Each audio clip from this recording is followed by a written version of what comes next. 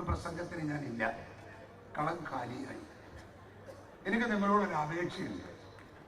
നമ്മൾ വലിയ കെട്ടിഘോഷിച്ചിട്ട് വലിയ സമ്മേളനങ്ങൾ നടത്തും.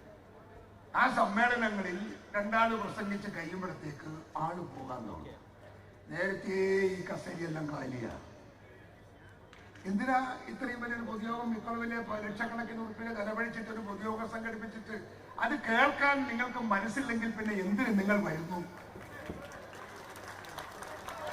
ഇതൊരു പാർട്ടിയല്ലേ?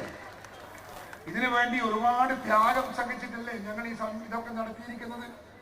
സമരാഗ്നി എന്ന് പറയുന്ന ഈ ജാഥ കേരളത്തിന്റെ രാഷ്ട്രീയ ചരിത്രത്തിൽ ആദ്യത്തേതാണെന്ന് ഓർമ്മ വേണം.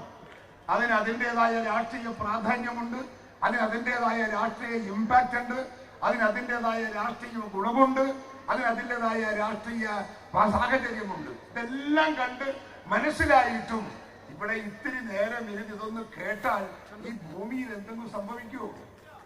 ഇറങ്ങി അങ്ങനെ അങ്ങ് പോയതാണ്. നിങ്ങളെങ്കിലും ഒരു പേരിൽ ഇങ്ങനെ എന്തെങ്കിലും പരിപാടിക്ക് പോയാൽ ഇപ്പൊ പോയാറോ പോയി, അവർ കേൾക്കുന്നില്ലല്ലോ ഞാൻ പറയുന്നത്. നിങ്ങളോട് ഞാൻ പറയുന്നു, അവരെ വെച്ച് അവരെ കാട്ടി നിങ്ങളെങ്കിലും പേരിൽ ഇനി ഇതുപോലെ സമ്മേളനത്തിന് പോയാൽ പ്രസംഗം അവസാനിക്കുന്നത് വരെ നിങ്ങൾ പോകരുത്, ഒരു ഇരിക്കണം എന്ന് ഞാൻ സ്നേഹപുരസരം എന്റെ പ്രവർത്തകരോട് ഞാൻ ആവശ്യപ്പെടുകയാണ്. ഞാൻ പ്രസംഗിക്കാനൊന്നുമില്ല. സമരാഗ്നി ഇന്ന് ഇവിടെ അവസാനിക്കുകയാണ്. പക്ഷെ സമരാഗ്നിയിൽ ഒരു തീപ്പന്തം ഞങ്ങൾ നാട്ടിലെ ജനങ്ങളുടെ കയ്യിലേക്ക് എത്തിച്ചിട്ടുണ്ട്. ഹൃദയത്തിൽ കത്തിജ്വലിക്കുന്ന ഒരു സന്ദേശമുണ്ട്. ആ സന്ദേശം രണ്ട് രാഷ്ട്രീയ ശക്തികളെ തകർക്കാൻ ഇന്ത്യൻ നാഷണൽ കോൺഗ്രസിന് കരുത്ത് പകരുക എന്ന സന്ദേശമാണ്. ആ സന്ദേശം നിങ്ങളുടെ ഹൃദയത്തിൽ ഉണ്ടാവും, മനസ്സിലുണ്ടാകും എന്ന് ഞാൻ വിശ്വസിക്കുകയാണ്. കേരളത്തിൽ എന്തെല്ലാം നടക്കും നിങ്ങൾക്ക് ഞാൻ പറയാൻ തുടങ്ങിയ ഒരു മടങ്ങ് പറഞ്ഞു അവിടെ പ്രസംഗിക്കുന്നൊന്നുമില്ല. ഞങ്ങൾ ഈ ജാതിയൊക്കെ നടത്തുമ്പോ ഞങ്ങൾ ആദ്യം രാവിലെ ഞങ്ങളൊരു ജനസമ്പർക്ക പരിപാടി നടത്തും. ആ ജനസമ്പർക്ക പരിപാടിയിൽ നിങ്ങളിൽ പലരും പങ്കെടുത്തവരാണെന്ന് എനിക്കറിയാം. ആ ജനസമ്പർക്ക പരിപാടിയിൽ ഞങ്ങൾ കേട്ട കഥകൾ, ജനങ്ങളുടെ ആക്ഷേപങ്ങൾ, അവരുടെ പ്രശ്നങ്ങൾ, പ്രയാസങ്ങൾ, ദുരിതങ്ങൾ, ദുഃഖങ്ങൾ ഞങ്ങളുടെ മനസ്സിനെ ഏറെ വേദനിപ്പിച്ച ഒന്നാണ്.